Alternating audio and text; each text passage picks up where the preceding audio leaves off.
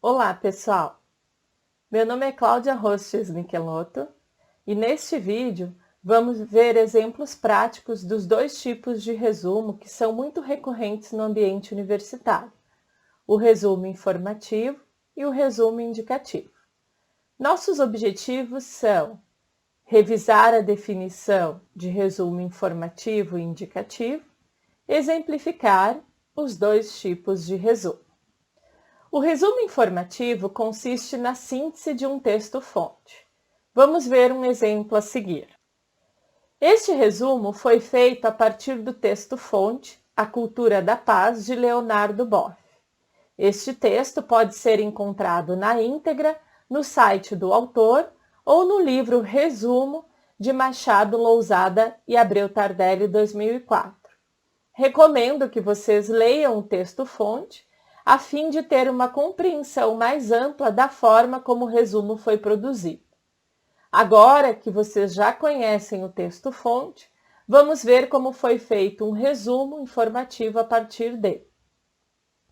Primeiramente, observe que antes do texto propriamente dito, é apresentada a referência bibliográfica do texto-fonte segundo as normas da ABNT.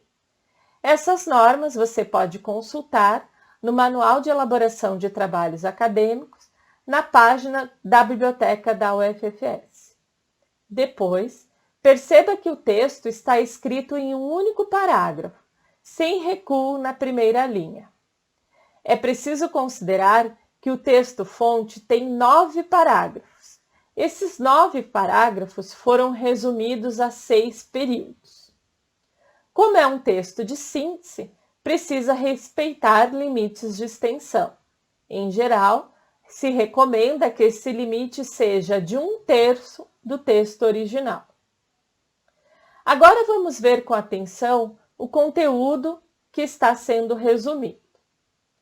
Na primeira frase é informado o nome completo do autor, o gênero textual lido e o título do texto resumido, assim como o fato e os exemplos do autor que correspondem ao que consta no primeiro parágrafo do texto. Na sequência, a segunda frase informa a questão levantada pelo autor, também no primeiro parágrafo. Em seguida, a terceira frase expõe os argumentos que são usados para justificar a ideia de que é impossível chegarmos à cultura da paz. Essa frase remete ao segundo, terceiro e quarto parágrafos do texto-fonte. A quarta frase trata da afirmação de que a construção da cultura da paz é absolutamente necessária porque a cultura da violência está levando à extinção do planeta. Essas informações estão no quinto e no sexto parágrafos do texto-fonte. Na quinta frase, são apresentados 3 argumentos do autor de que é possível construir uma cultura da paz. Essas informações estão no 7º, 8º e 9º parágrafos do texto-fonte. A sexta e última frase do resumo trata da conclusão a que o autor chega. Essa conclusão também se encontra no 9º parágrafo do texto-fonte. Vejam que a ordem em que as informações são apresentadas foram rigorosamente mantidas. Vejam também que em cada uma das frases há palavras que substituem o nome do autor. Percebam ainda que há variação na referência ao autor e no uso dos verbos para apresentar o assunto e os tópicos frasais do texto. Percebam, por fim, que nas 6 frases é feita a menção ao autor porque o texto é dele e não de vocês. Logo, atribuam ao autor os créditos das informações do texto-fonte. Vejam como no slide a seguir. Vejam que na primeira frase do resumo temos a referência ao autor com seu nome completo e a indicação do início da introdução do texto. Depois, foi utilizada a retomada do autor com a expressão o autor, a fim de se evitar a repetição na segunda frase. Na terceira frase, foi utilizado o pronome ele e o verbo apresenta, que indica o assunto sobre o qual será tratado nesta frase. Na quarta frase, foi utilizado o sobrenome do autor e o verbo considera, que indica o assunto, o posicionamento do autor com relação àquilo que está sendo dito. Na quinta frase, foi utilizada a expressão segundo o autor. Também na quinta frase, é utilizada outra expressão pelo autor. E nesta frase, o autor apresenta uma definição. Na última frase, é apresentada a expressão o teólogo, que indica a área de formação do autor, e também o verbo conclui, que mostra, que nos remete à conclusão do texto. Vejam que cada verbo indica a ação do autor no texto.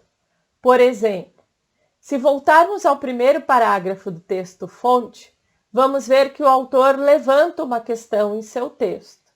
E isto foi sinalizado na segunda frase pelo autor do resumo, quando diz o autor levanta a questão. Novamente, destacamos o fato de que, apesar de ser escrito em um único parágrafo, o texto seguiu as três partes da estrutura padrão dos textos acadêmicos: introdução, desenvolvimento e conclusão. Outro aspecto importante que pode ser percebido na leitura desse resumo é o uso de conectores entre uma frase e outra.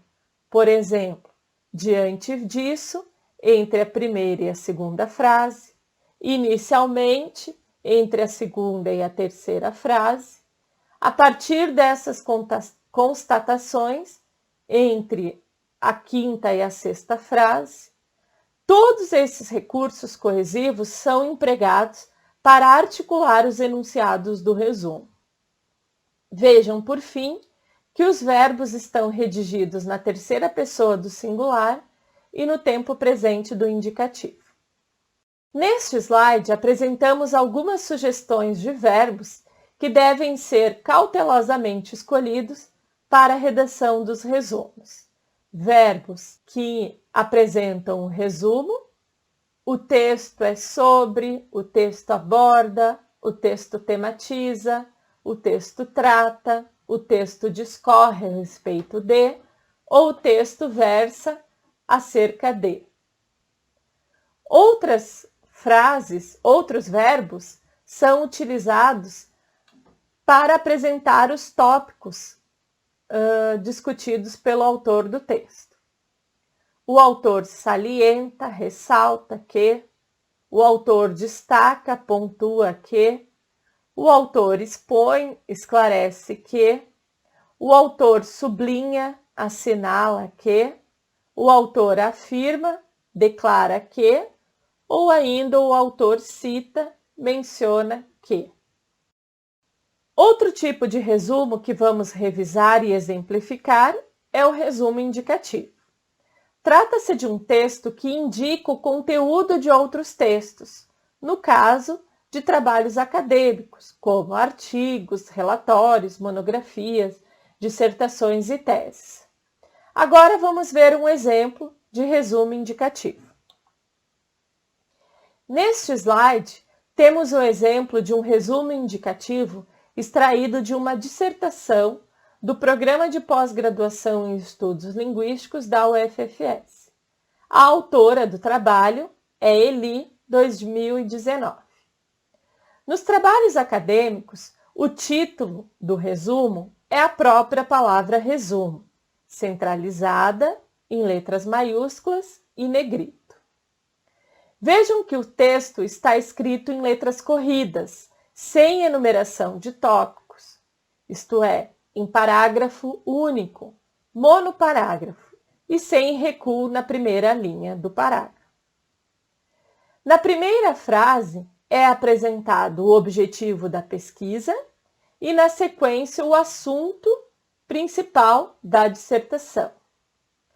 A autora ressalta em seguida o método utilizado na pesquisa, os principais autores utilizados e os resultados do trabalho. Observem que as formas verbais utilizadas estão flexionadas na primeira pessoa do plural, no tempo pretérito perfeito do indicativo. Para articular um enunciado ao outro, a autora utilizou no resumo alguns recursos coesivos, como nessa relação, assim, também, entre outros. A extensão deste resumo está adequada à norma e apresenta 387 palavras, ou seja, está de acordo com o limite entre 150 e 500 palavras que é exigido pela norma da ABNT para elaboração de resumos. Após o texto do resumo, a autora apresenta 4 palavras-chave que representam o tema principal do trabalho. Não há ilustrações, nem fórmulas ou citações neste resumo. O tamanho da fonte empregada é 12, o espaçamento entre linhas é 1,5 e o texto é justificado. Por fim, apresento a ilustração de um modelo de resumo a ser submetido a um evento promovido pela UFFS, por exemplo. É a SEP, Semana de Ensino, Pesquisa e Extensão da UFFS. Vejam que os organizadores do evento ilustram as regras que são exigidas para a elaboração dos resumos que serão submetidos à avaliação. Nesses eventos, a comunidade acadêmica apresenta resultados parciais ou finais derivados de projetos de pesquisa e extensão produzidos na universidade. Vejam que na parte superior temos a logomarca do evento e da universidade, seguida do título do trabalho que será apresentado. Abaixo do título são informados os nomes dos autores, com a indicação de uma nota de rodapé em cada um, que apresenta breve currículo dos proponentes. Após essas informações, tem-se o resumo propriamente dito, antecedido pela palavra resumo em destaque, e em seguida é apresentado o resumo do estudo, redigido em um parágrafo único. O conteúdo deve apresentar, além da contextualização do tema, os objetivos, o método empregado na pesquisa, os principais autores utilizados, os resultados e as conclusões do estudo. Após o texto do resumo, são apresentadas palavras-chave. Finalizamos aqui este vídeo com 3 exemplos de resumo, um informativo e 2 indicativos. Até a próxima!